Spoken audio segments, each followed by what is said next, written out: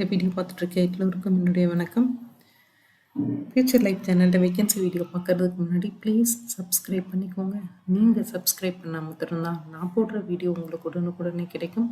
அதை பார்த்துட்டு அப்ளிகேஷன் இன்டேட்டுக்கு முன்னாடி உங்களால் அப்ளை பண்ணவும் முடியும். இன்றைக்கி நம்ம பார்க்க போகிறது கிண்டி சென்னையில் இருக்கிற இன்டெக்ரல் கோச் ஃபேக்ட்ரி. ஸோ இந்த இன்டெக்ரல் கோச் ஃபேக்ட்ரி அனௌன்ஸ் பண்ணியிருக்கிற ஒரு அப்ரெண்டிஸ் வேகன்சியை தான் நம்ம பார்க்க போகிறோம். இந்த அப்ரெண்டிஸ் வேகன்சி ஆன்லைன் அப்ளிகேஷன் அது ஓப்பன் ஆக போகிறது 8th August 2026. அதே மாதிரி க்ளோசிங் டேட் பார்த்தீங்கன்னா 7th September 2026. ஸோ இந்த டேட்டுக்குள்ளே நீங்கள் அப்ளை பண்ணால் போதும்.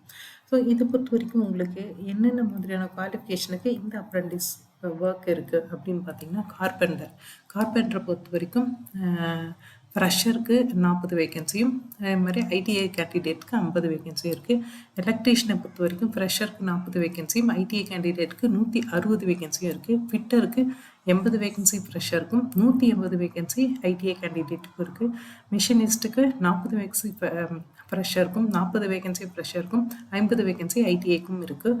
பெயிண்டரை பொறுத்த வரைக்கும் 40 வேகன்சி ஃப்ரெஷருக்கும், 50 வேகன்சி ஐடிஐக்கும் இருக்குது.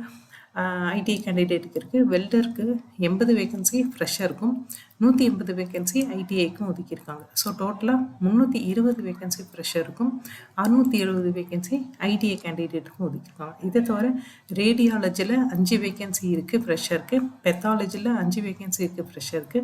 இதை தவிர PASAA அப்படின்ற இது ஆக்சுவலாக computer diploma in computer science படித்தவங்களுக்கானது. இந்த ஐடிஐ படித்தவங்களுக்கு 10 வேகன்சி ஒதுக்கியிருக்காங்க. ஸோ இதை பொறுத்த வரைக்கும் வேகன்சின்றது இவ்வளோ தான். நீங்கள் 10th 12th படிச்சிருந்தாலும் சரி, ஐடிஐ முடிச்சிருந்தாலும் சரி, தாராளமாக இதுக்கு அப்ளை பண்ண முடியும். ஸோ டிகிரி, டிப்ளமோ, இன்ஜினியரிங் இந்த மாதிரி படித்தவங்க இதுக்கு அப்ளை பண்ண வேண்டாம் அப்படின்றது ஸ்ட்ரிக்டாக சொல்லியிருக்காங்க.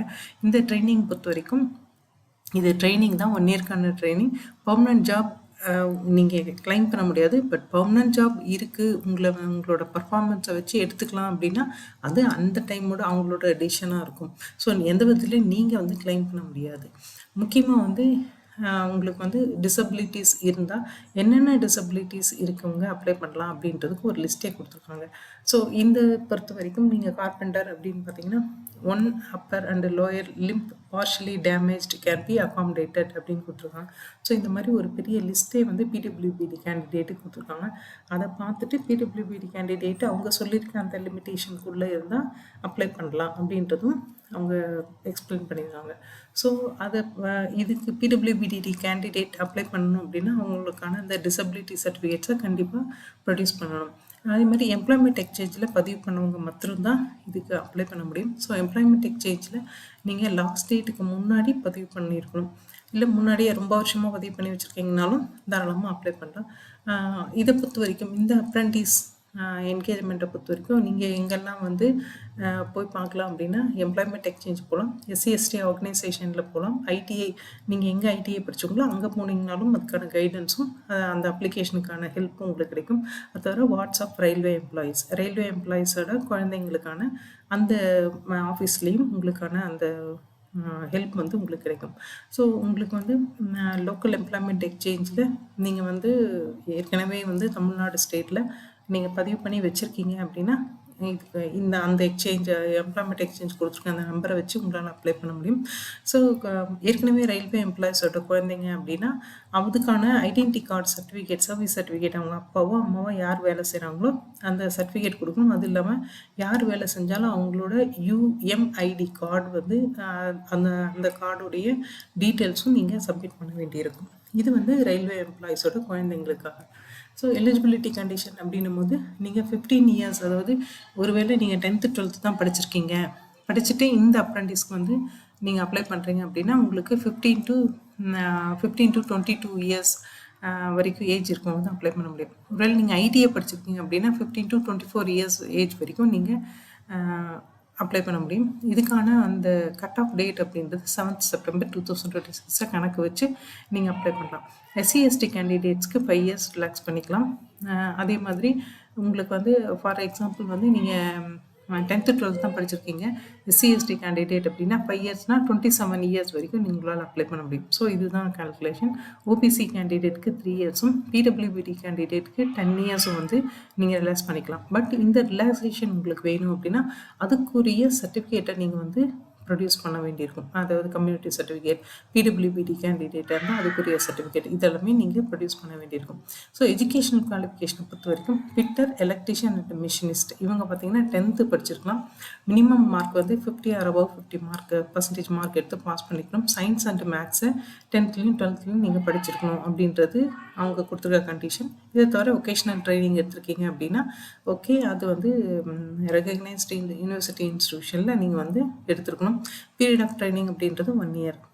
இந்த இன்டெக்ரல் கோச் ஃபேக்ட்ரியில் கார்பெண்டர், பெயிண்டர், வெல்டர் இவங்க வந்து 10th 12th படிச்சிருக்கீங்க அப்படின்னா 50%லேருந்து above 50% மார்க் எடுத்து நீங்கள் பாஸ் பண்ணியிருக்கணும் அப்படின்னு சொல்லியிருக்காங்க. நீங்கள் நேஷ்னல் ட்ரேட் சர்டிஃபிகேட் வச்சுருக்கீங்க, ஒகேஷ்னல் ட்ரைனிங் அட்டன் பண்ணியிருக்கீங்க அப்படின்னா தாராளமாக அப்ளை பண்ணலாம். இதோடைய ட்ரைனிங் பீரியட் 1 இயர். ப்ரோக்ராமிங் அந்த PASAன்னு சொல்லியிருப்பேன், programming and system admin assistant. இதை பொறுத்த வரைக்கும் நீங்கள் 10th பாஸ் பண்ணியிருந்தால் போதும்னு சொல்லியிருக்காங்க. இதை தவிர நீங்கள் 50 ஆர் above 50 மார்க் வாங்கி 10th பாஸ் பண்ணியிருக்கணும். அதே மாதிரி information technology R computer operator, programming assistant இந்த மாதிரி கேட்டகரியில் நீங்கள் ட்ரேட் சர்டிஃபிகேட் பண்ணியிருக்கீங்க அப்படின்னாலும் அப்ளை பண்ணலாம். இதுக்கான அப்ரண்டிஸ் ட்ரைனிங் பார்த்தீங்கன்னா 1 இயர் சொல்லியிருக்காங்க. ஸோ ஃப்ரெஷருக்கு பார்த்தீங்கன்னா ஃபிட்டர், எலக்ட்ரிஷியன், மிஷினிஸ்ட் இதை பொறுத்த வரைக்கும் நீங்கள் 10th 50 ஆர் above 50 மார்க் வாங்கி சயின்ஸ் அண்ட் மேக்ஸ் சேர்த்து படிச்சிருக்கணும் 10th + 2ல். இந்த ட்ரைனிங் பீரியட் வந்து 2 இயர்ஸ் உங்களுக்கு. கார்பெண்டர், பெயிண்டர் இவங்க 10th படித்தவங்க வந்து நான் ஐடிஐ கேண்டிடேட் வந்து 10th படிச்சிருக்கணும். 50 ஆர் above 50 மார்க் வாங்கி பாஸ் பண்ணியிருக்கணும். அவங்களுக்கு 2 இயர்ஸ் ட்ரைனிங் வந்து கொடுக்குறதா சொல்லியிருக்காங்க. வெல்டர் பொறுத்த வரைக்கும் 10th பாஸ் பண்ணவங்க 12th பாஸ் பண்ணவங்க அப்ளை பண்ணலாம். மினிமம் வந்து 50 ஆர் above 50 மார்க் வாங்கியிருக்கணும். 1 இயர் அண்ட் 3 months வந்து இவங்களுக்கான ட்ரைனிங் பீரியட். ஸோ எம்எல்டி அதாவது ரேடியாலஜி, பெத்தாலஜி இதை பொறுத்த வரைக்கும் நீங்கள் வந்து கண்டிப்பாக 12th பாஸ் பண்ணியிருக்கணும். ஃபிசிக்ஸ், கெமிஸ்ட்ரி, பயாலஜி இதை வந்து சேர்த்து நீங்கள் 12th படிச்சிருக்கணும். 1 இயர் அண்ட் 3 months வந்து உங்களுக்கு ட்ரைனிங் கொடுக்குறதா சொல்லியிருக்காங்க. ஸோ இதை தவிர வந்து நடுவில் ட்ரைனிங்கை நீங்கள் எந்த காரணத்தை கொண்டும் விட்ரா பண்ண முடியாது. ஏன்னா காஸ்ட் ஆஃப் ட்ரைனிங் உங்களுக்காக அவங்க ட்ரைனிங்க்கு நிறைய இன்வெஸ்ட்மெண்ட் பண்ணி அந்த ட்ரைனிங் கொடுத்துட்ருப்பாங்க. ஸோ உங்களால் விட்ரா பண்ண முடியாது. ஃப்ரெஷரை பொறுத்த வரைக்கும் உங்களுக்கான ஸ்டைஃபண்ட் அப்படின்னும் போது 8,200 per month கிடைக்கும். அதே மாதிரி ஸ்கூல் பாஸ் அவுட் 12th நீங்கள் பாஸ் அவுட் பண்ணியிருக்கீங்க அப்படின்னா 9,600 கிடைக்கும். ஐடிஐ பாஸ் பண்ணியிருக்கீங்க அப்படின்னா 9,600 per month கிடைக்கும். அதே மாதிரி ஒருவேளை நீங்கள் சில ட்ரைனிங்க்கு 2 வருஷம் 1 இயர் 3 months எல்லாம் சொல்லியிருக்காங்க. ஸோ அந்த மாதிரி இருக்கும்போது 1 இயர்க்கு அப்புறம் உங்களுக்கு இந்த ஸ்டைஃபண்ட் வந்து இன்க்ரீஸ் ஆகும் அப்படின்னு சொல்லியிருக்காங்க. இது தவிர உங்களுக்கு அந்த அப்ரெண்டிஸ்க்கான சர்டிஃபிகேட்டும் கிடைக்கும். அப்ளிகேஷனை பொறுத்த வரைக்கும் online application. So 8th ஆகஸ்ட்லேருந்து 7th September 2026 வரைக்கும் உங்களுக்கு இந்த அப்ளிகேஷன் ஓப்பனாக இருக்கும். நீங்கள் வந்து அப்ளை பண்ணிக்கலாம். ஸோ வெப்சைட் பார்த்தீங்கன்னா https://pb.icf.gov.in இதுதான் வெப்சைட். இதில் போய்ட்டு நீங்கள் ஆன்லைன் மோடில் அப்ளை பண்ணிக்கலாம். ஸோ இது தவிர நோட்டிஃபிகேஷனை ஃபுல்லாக படித்து பார்த்துருங்க. பிடபிள்யூபிடி கேண்டிடேட்டோ இல்லை எஸ்சி/எஸ்டியாவோ இருந்தால் உங்களுக்கான ரிலாக்ஸேஷனெல்லாம் ஃபுல்லாக படித்து பார்த்துட்டு அவங்க சொல்லியிருக்க குவாலிஃபிகேஷன் உங்களுக்கு இன்ட்ரெஸ்ட் இருந்தால் நீங்கள் தாராளமாக அப்ளை பண்ணலாம். அதேமாதிரி ரீசன்ட் பாஸ்போர்ட் சைஸ் ஃபோட்டோகிராஃப் வந்து ஒரு 200 KBக்குள்ளே இருக்க மாதிரி ஸ்கேன் பண்ணி எடுத்துக்கோங்க. இதை தவிர ரிலவெண்ட் டாக்குமெண்ட்ஸ் அப்படின்னு சொல்கிற 10th 12th ஐடிஐ நீங்கள் என்ன படிச்சிருக்கீங்களோ அதுக்கான சர்டிஃபிகேட்ஸும் நீங்கள் வந்து ஸ்கேன் பண்ணி எடுத்து அதை வந்து அப்லோட் பண்ண வேண்டியிருக்கும். அதே மாதிரி ரெஜிஸ்ட்ரேஷன் நம்பர் ஒன்று ஜென்ரேட் ஆகும். அதை வந்து எடுத்து வச்சுக்கோங்க. அது உங்களோட ஃபியூச்சர் ரெஃபரன்ஸ்க்கு யூஸ் ஆகும். ப்ராசஸிங் ஃபீ அப்படின்னு ஒரு 100 rupees வந்து நீங்கள் கட்ட வேண்டியிருக்கும்.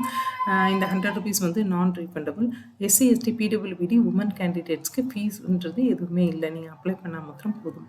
அதே மாதிரி வந்து இந்த ரீஃபண்ட் எந்த விதத்துலையும் இந்த 100 rupees வந்து நீங்கள் கேட்கக்கூடாது அப்படின்றத இங்கேயே சொல்லியிருக்காங்க. ஸோ இது வந்து ஆன்லைன் தான். இந்த 100 rupees அப்படின்றது ஆன்லைன் தான், ஆஃப்லைன் கிடையாது. ஸோ அந்த 100 rupees நீங்கள் வந்து நெட் பேங்கிங், யூபிஐ இந்த மாதிரி ஏதாவது ஒரு மோடில் நீங்கள் வந்து பே பண்ண வேண்டியிருக்கும். டாக்குமெண்ட்ஸ் எதுவுமே நீங்கள் ஹார்ட் காப்பியாக நீங்கள் எதுவுமே சப்மிட் பண்ண வேணாம். நீங்கள் வந்து ஸ்கேன் காப்பியாக கொடுத்தா மாத்திரம் போதும். ஃபைனல் சப்மிஷனுக்கு அப்புறம் நீங்கள் அந்த அப்ளிகேஷன் இதை நீங்கள் ஒரு பிரிண்ட் அவுட் எடுத்து கொஞ்சம் வச்சுக்கோங்க. அது வந்து ஃபியூச்சர் ரெஃபரன்ஸ்க்கு உங்களுக்கு யூஸ் ஆகும். நிறைய டாக்குமெண்ட் வெரிஃபிகேஷன் அப்போல்லாம் நீங்கள் அவங்க அந்த அப்ளிகேஷன் கேட்பாங்க, அதை வந்து நீங்கள் சப்மிட் பண்ண வேண்டியிருக்கும். ஸோ பிரிண்ட் அவுட் எடுத்து வச்சுக்கோங்க. கம்யூனிகேஷனை பொறுத்த வரைக்கும் அவங்க வந்து குடுத்துருக்காங்க. ஸோ, நீங்க எஸ்எம்எஸ் வந்து கம்யூனிகேஷன் வந்து நீங்க அவங்களுக்கு பண்ணிக்கலாம். ஏதாவது ஒரு டவுட்டா இருந்தா. இத தவிர வந்து பார்த்தீங்கன்னா, மார்க்ஸ வச்சு தான் நீங்க 10தோ, 12லயோ இல்ல ஐடியிலோ நீங்க என்ன படிச்சிருக்கீங்களோ, அந்த மார்க்ஸ வச்சு மாத்திரம் தான் உங்கள வந்து இவங்க இந்த வேலைக்கு எடுக்க போறாங்க. ஸோ, எவ்வளோ ஹை மார்க் வாங்கியிருக்கீங்களோ, அவ்வளோ அதிகமான சான்ஸ் வந்து உங்களுக்கு இருக்கு. இத வச்சு உங்களோட மார்க்க வச்சு மட்டும் தான் செலக்ட் பண்றதுனால, எக்ஸாம் அப்படின்றது தனியா ஒண்ணும் இல்ல. இத தவிர மெடிக்கல் ஃபிட்னஸ் ஒண்ணு இருக்கு. இந்த மெடிக்கல் ஃபிட்னஸ் வந்து ரயில்வே ஹாஸ்பிட்டல்லயோ, இல்ல வந்து சென்ட்ரல் ஸ்டேட் ஹாஸ்பிட்டல்லயோ நீங்க உள்ள போயிட்டு அவங்க நீங்க செலக்ட் ஆயிட்டீங்கன்னா, அவங்க கேட்குற அந்த ஸ்டாண்டர்ட்ல ஒரு மெடிக்கல் சர்டிஃபிகேட் வந்து நீங்க குடுக்க வேண்டியிருக்கும். அதேமாரி 1 இயரோ, 2 இயர்ஸோ இல்ல 1.3 இயர்ஸோ நீங்க எதுவா இருந்தாலும் அதுக்கான கான்ட்ராக்ட் வந்து நீங்க இந்த இன்டெக்ரல் கோச் ஃபேக்டரியோட சைன் பண்ணி குடுக்க வேண்டியிருக்கும். நடுவுல எந்த காரணத்துக்கு கூட வித்ட்ரா பண்ண முடியாது. அதேமாதிரி ட்ரான்ஸ்ஃபர் சர்டிஃபிகேட் வந்து நீங்க ப்ரொடியூஸ் பண்ணணும் டாக்குமெண்ட் வெரிஃபிகேஷன் அப்போ. அது எல்லாமே வெரிஃபை பண்ணிட்டு மாத்திரம் தான் உங்கள வந்து இந்த வேலைக்கு வந்து எடுத்துப்பாங்க. இந்த அப்ரெண்டிஸ் வேலைக்கு எடுத்துப்பாங்க. ஸோ, எந்த விதத்திலயும் மறுபடியும் சொல்லியிருக்காங்க, எந்த விதத்திலயும் பெர்மனன்ட் ஜாப் வந்து நீங்க கிளைம் பண்ணக்கூடாது. அதுக்கான சைனும் நீங்க வந்து பண்ணி குடுத்துற வேண்டியிருக்கும். அக்காமடேஷனை பொறுத்தவரைக்கும் நீங்கள் வேறு ஒரு ஊர்லேருந்து நீங்கள் சென்னைக்கு வரப்போகிறீங்க அப்படின்னா அக்காமடேஷன் உங்களோட ஓன். ஸோ அது எதுவுமே வந்து இவங்க பண்ணித்தர மாட்டாங்க. அது எக்ஸாமோ இல்லை டாக்குமெண்ட் வெரிஃபிகேஷனோ இல்லை ஜாபோ எதுவாக இருந்தாலும் இவங்க வந்து பண்ணித்தர மாட்டாங்க. நீங்கள் தான் வந்து அது எல்லாமே அரேஞ்ச் பண்ணிக்கணும் அப்படின்னு சொல்லியிருக்காங்க. இதில் நான் ஃபஸ்ட் கொடுத்துருக்கிறது அவங்களோட அஃபிஷியல் வெப்சைட், 2வது கொடுத்துருக்கிறது அந்த நோட்டிஃபிகேஷனுக்கான லிங்க்கு. இது 2மே நான் டிஸ்கிரிப்ஷனில் கொடுத்துறேன். இன்கேஸ் உங்களுக்கு இன்ட்ரெஸ்ட் இருந்தால் இதை போய் நோட்டிஃபிகேஷனை படிக்காமல் அப்ளை பண்ண வேண்டாம். நோட்டிஃபிகேஷனை படிங்க. அதே மாதிரி கவர்மெண்ட் வெப்சைட்டை தேடி கண்டுபிடிச்சி அதில் மாத்திரமே அப்ளை பண்ணுங்கள். அதுக்கான லிங்க்கும் நான் கொடுத்துருக்கேன். இல்லைன்னா நீங்கள் கம்ப்யூட்டர் சென்டர்லேயோ அவங்க சொல்லியிருக்க மாதிரி ஒரு எம்ப்ளாய்மெண்ட் எக்ஸ்சேஞ்சிலையோ இல்லை உங்களுக்கு வந்து ரயில்வே எம்ப்ளாய் இருந்தால் வார்ட் ஆஃப் ரயில்வே எம்ப்ளாயிஸ் இந்த மாதிரியான லிங்க் எஸ்சி எஸ்டி ஆர்கனைசேஷன் எல்லாமே சொல்லியிருக்காங்க. அந்த இடத்துல போய் நீங்கள் அப்ளை பண்ணிக்கலாம். அப்ளை பண்ண போகிற எல்லோருக்கும் பெஸ்ட் ஆஃப் லக். அதே மாதிரி இந்த வீடியோ பார்த்த எல்லோருக்கும் ரொம்ப தேங்க்ஸ். நெக்ஸ்ட் வேறு ஏதாவது ஒரு வேகன்சி வீடியோவில் பார்ப்போம். தேங்க்யூ.